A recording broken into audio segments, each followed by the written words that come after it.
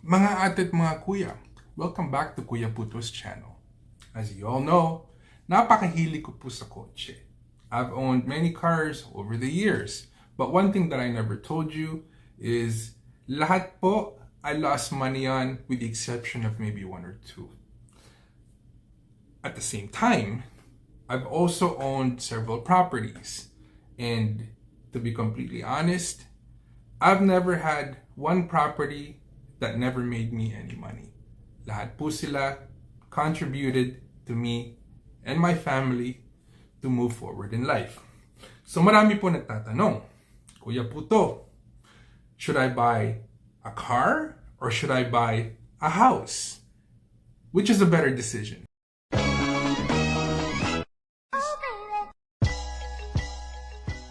Dito po sa Canada, there's two things that many people want. They want a car and they want a house. Unfortunately, in most cases, you can only pick one at a time.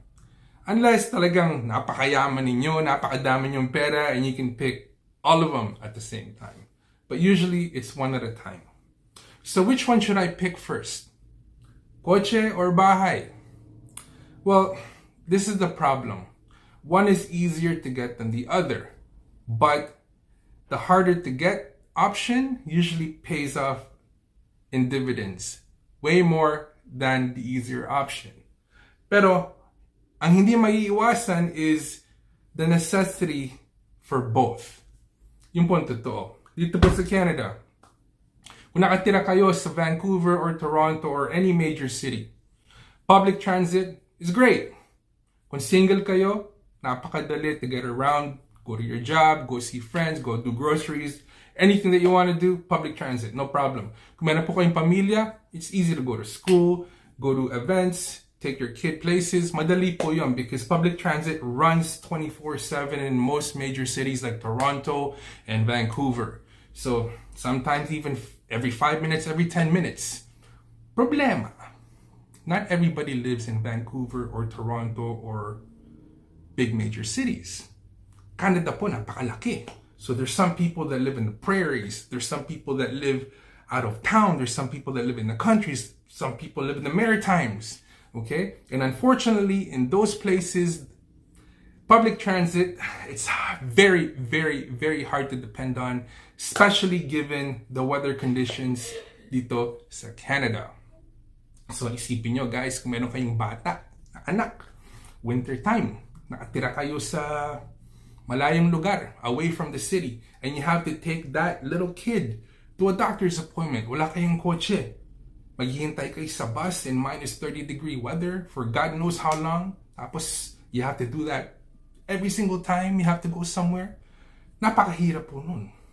This is the reason why hindi po maiiwasan ng tao bumili ng kotse dito dahil kotse po is a necessity in some places. Okay? Lalo na if you live, like I said, in those remote parts of Canada or outside of the major cities, di ba? And palagay nyo na you're one of those people. Katulad dito sa Brantford where I live, right? Kung wala po kayong kotse dito, napakahirap. Dahil, isipin nyo, pagpapasok kayo sa trabaho, okay? You want to be punctual, right? You want more job opportunities to be open for you. Paano? Hindi naman lahat ng trabaho na makikita ninyo or magugustuhan ninyo is like within walking distance from your house. You know? The majority of people here commute to go to work every morning. That's why if you wake up early enough, ang dami nyo makikitang kotse sa daan. Around 5, 6, 7 o'clock in the morning dahil lahat sila pumupunta sa trabaho. So, hindi po talaga maiiwasan na kailangan ng kotse. Pero, before you dive into that expense, you have to make an assessment about what you want in life. Okay? Dahil, karamihan po ng pagkakamali ng mga tao dito is, sure they want a car. But do they buy a car within their budget? Okay? Do they buy a car that fits their particular circumstance? Okay? Dahil napapansin ko po, ganito. Kapitbahay ko bumili ng BMW. So I have to buy a BMW. Kaibigan ko bumili ng Mercedes-Benz. So I have to buy a Mercedes-Benz. The question is, can you afford a BMW or a Mercedes-Benz? Okay, just because so-and-so bought one doesn't mean that you should buy one too. You know? Kailangan, you have to figure out what the actual reason is why you are diving into this monthly payment or this expense, diba? And not every time, that you don't need a brand new car. You really don't. Okay, unless, of course, if you can afford it. Okay, if you have a stable, solid job that pays you like a big salary and, numbers wise, you can cover, then yeah, go do it. But really, you don't need a brand new car.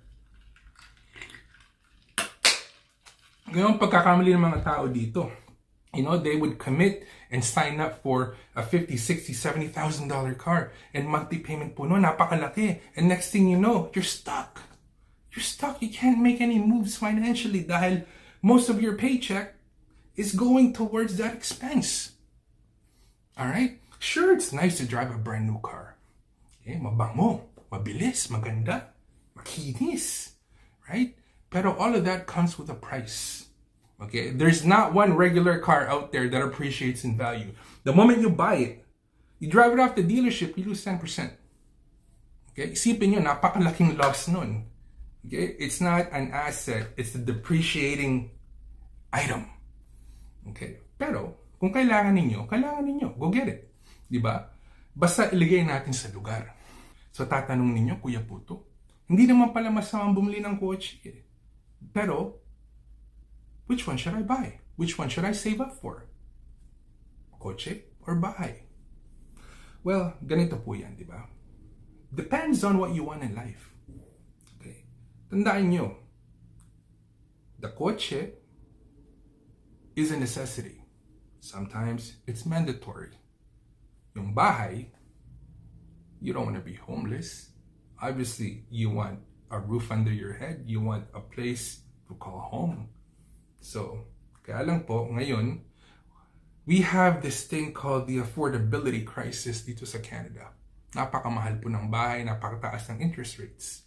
But if you're fortunate enough to be one of those people that are able to save up for a down payment and can afford to carry the associated cost of owning a home, I highly advise that you concentrate on the home because historically, it's been proven that it's one of the best investments that anybody can make. Because not only titirahan ninyo, not only papakinabangan ninyo, at the end, lalago po ng lalago, tataas po ng tataas ang presyo. This is how many people here in Canada create wealth, is through real estate. Kaya lang po, it's not for everybody. Dahil like I said, napakamahal po ngayon, almost impossible to get into the real estate market. See guys, eto magiging problema kasi you have to make a decision kung ano mas importante sa iyo. Kotse or bahay. Dahil kung kinuha muna ninyo yung kotse, it means you're taking on debt. And then later on, if you decide to go apply for a mortgage to buy a house, loaded na po kayo sa utang. So, there's a very high likelihood na magkakaproblema po yung application ninyo. Dahil kung inunan nyo yung kotse muna, kunyari bumili kayo ng $50,000 na kotse, tapos mag-a-apply kayo for a mortgage to go buy a house, tapos pupunta kayo sa banko or sa lender, tapos, you put in an application, and even before the conversation starts, the first question na tatanong sa inyo ng banko or yung lender, do you have a car loan? That is so common. And karamihan ng beses, pag meron pong car loan, lalo na kung yung car loan is mataas ang payment, medyo challenging po to get that mortgage application approved.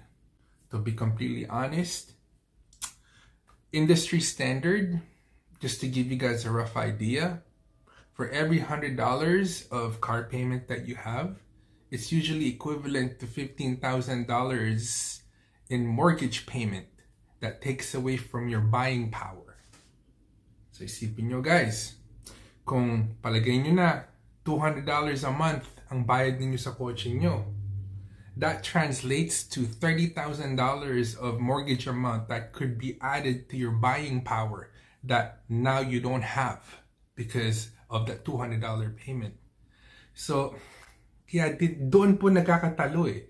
That's why you have to figure out exactly what your priorities are and what you want to do.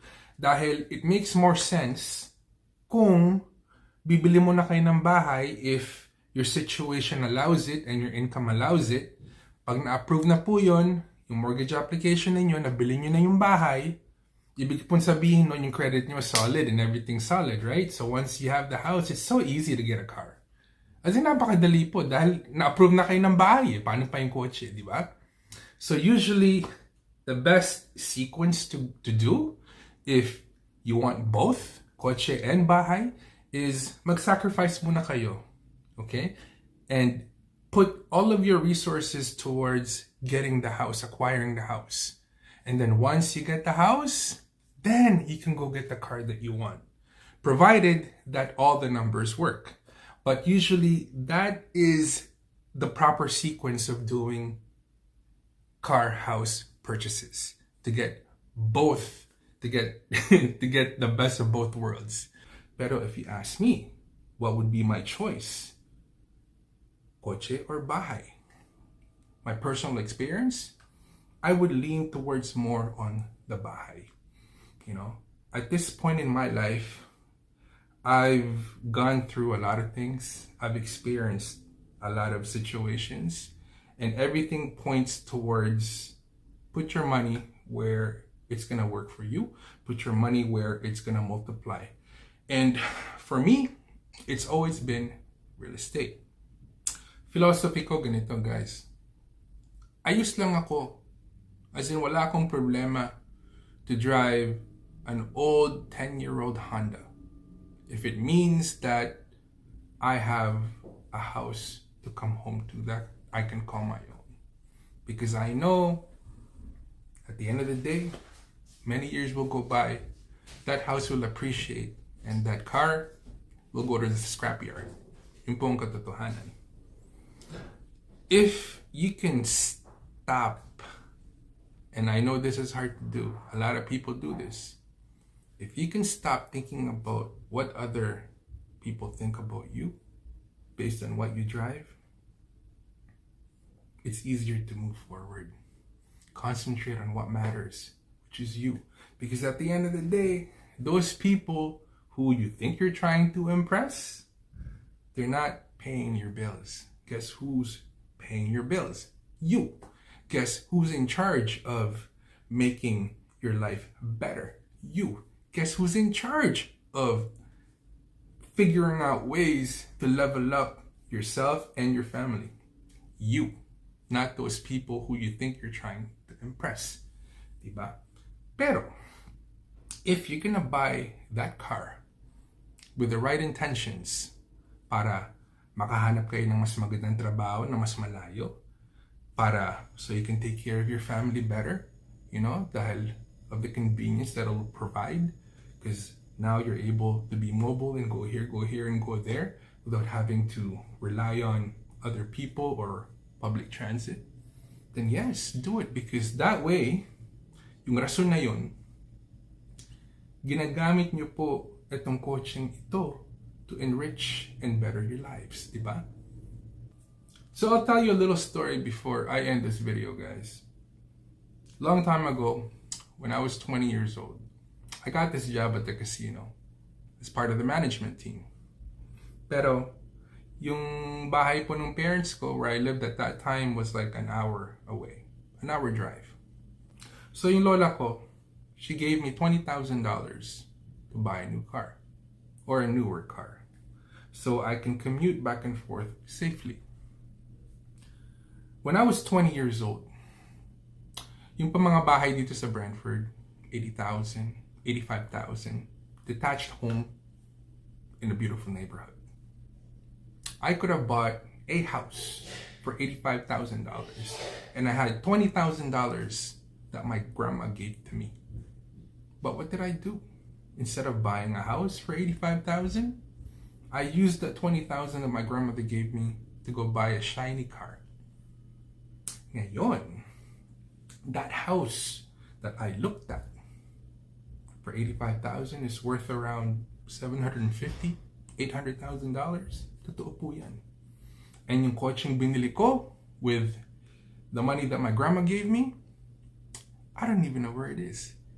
The scrapyard na siguro. But the lesson of that story is, every single day, guys, I drive past this house to come home to my house here. And it's a constant reminder of the biggest financial mistake that I've made in my life. And I hope you don't make the same.